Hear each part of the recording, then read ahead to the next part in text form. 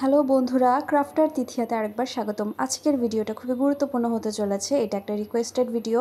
একটা ছোটো বোন দেখতে চেয়েছিল কিভাবে আমি আমার হ্যান্ড পেইন্টের চুড়িগুলো তৈরি করি। তো দেখতে পাচ্ছ আমি একটা তুলি এবং কয়েকটা রং নিয়ে নিয়েছি। আমি কয়েকটা চুড়ি আগেই রং করে রেখেছিলাম, তোমরা দেখার সুবিধার্থে আমি স্ক্রিনে দিয়েছি, দেখতে পাচ্ছ। তো প্রথমে আমি চুড়িটাকে, এটা কাঠের চুড়ি, এটাকে আমি পুরোটা একটা রং দিয়ে কভার করে নেব। এরপর আমি আমার পছন্দ মতো ডিজাইন দিতে পারবো, তাই আমি প্রথমে নেভি ব্লু কালারটা দিয়ে পুরাটা চুড়ি রং করে নিচ্ছি।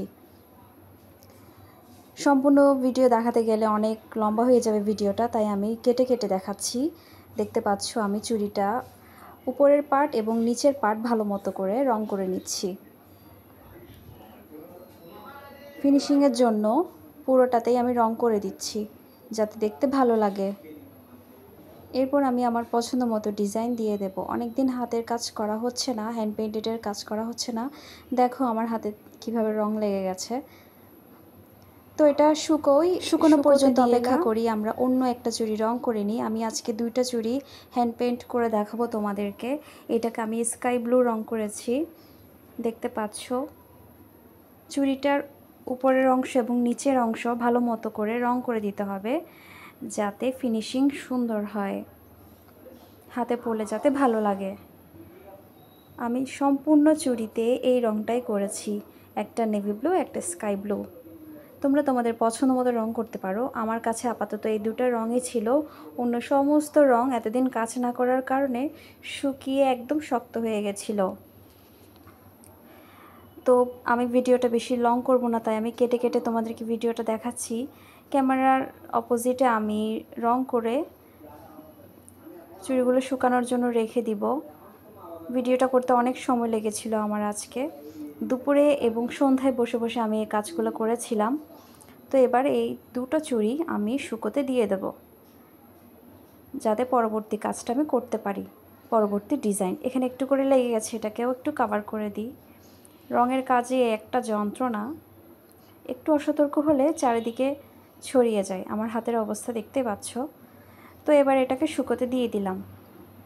রঙটা শুকিয়ে এসেছে, এবার আমি পরবর্তী কাজটা করে নেব।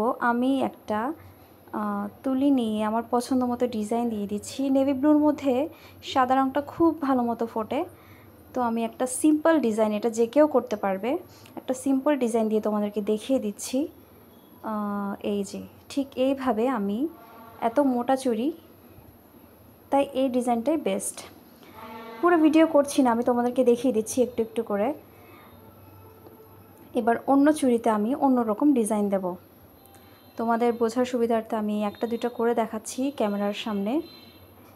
সবগুলো ক্যামেরার সামনে করতে গেলে কিন্তু অনেক সময় যাবে, ভিডিওটা অনেক লং হয়ে যাবে, তাই আমি তোমাদেরকে প্রথম কয়েকটা স্টেপ দেখিয়ে দিচ্ছি।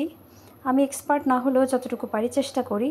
এই যে আমার কাজ প্রায় শেষ হয়ে এসেছে, কিন্তু এই জায়গাটা কেমন জানি খালি লাগছে, এটাকে আর একটু রঙিন করা যাক। মাঝখানে রেড ডটটা ভালোই লাগছে, তাই আমি এখানে ডিজাইনের মাঝে মাঝে রেড ডট দিয়ে এটাকে আর একটু মডিফাই করছি। আমার আজকে একটু অসুস্থ লাগছে, তাই কথাগুলো একটু অগোছালো হচ্ছে, অ্যাডজাস্ট করে নিও।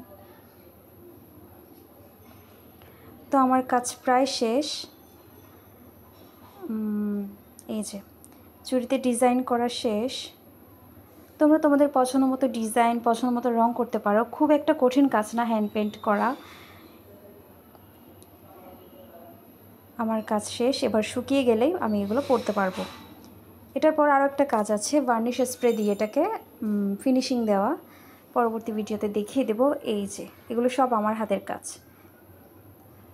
ভিডিওটা ভালো লাগলে চ্যানেলটা সাবস্ক্রাইব করে দেও। Thanks for watching.